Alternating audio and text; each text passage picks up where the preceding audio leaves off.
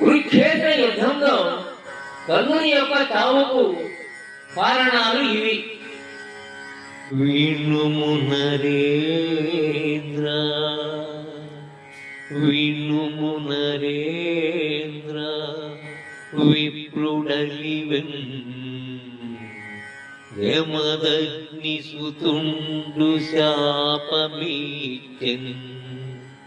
అమర భక్త వంచనము చేసే, అమర భక్త వంచనము చేసే, వరంబని కోరి కుంతి మాంచెన్. కనుక భీష్ముడధరతు చేసి అడంచే, తలంచె మగరాజనుచితమాడి శౌరి విధి అయ్యే, శౌరి విధి అయ్యే. నరుందని జంపే కర్ణుని, నరుందని జంపే కర్ణుని,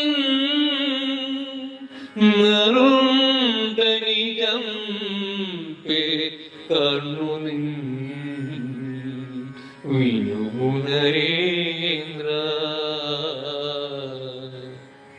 ఈ పద్యంలో 9 చిన్న చిన్న వాక్యాలు ఉన్నాయి. కర్ణుని చావుకు కారణాలన్నింటినీ బుక్క బుక్కలో లయబద్ధంగా చెప్పడం ఉద్దేశం. ఇది కథను చెప్పడానికి తిక్కన అనుసరించిన శైలి. దీనిని పెంపకమాలగా చదివితే కథనం దెబ్బతింటుంది. కథన ప్రధానంగా చదివితే పెంపకమాల ఛందస్సు ఎక్కడా గోచరించదు. ఇదే వచనంలో ఇలా చెప్పొచ్చు: ధర్మరాజా, నేను చెప్పేది విని గ్రహించు. బ్రాహ్మణుడు కోపగించి కర్ణుని శపించాడు.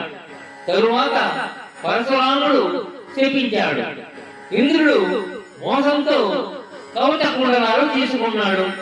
కుంతి వరం అనే కారణంతో కోపాన్ని మాన్పింది. భీష్ముడు అర్ధరాత్రిగా చేసి అగౌరవపరిచాడు.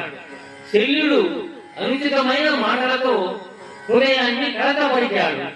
కృష్ణుడు అతను దాటరాని విధి అయినాడు.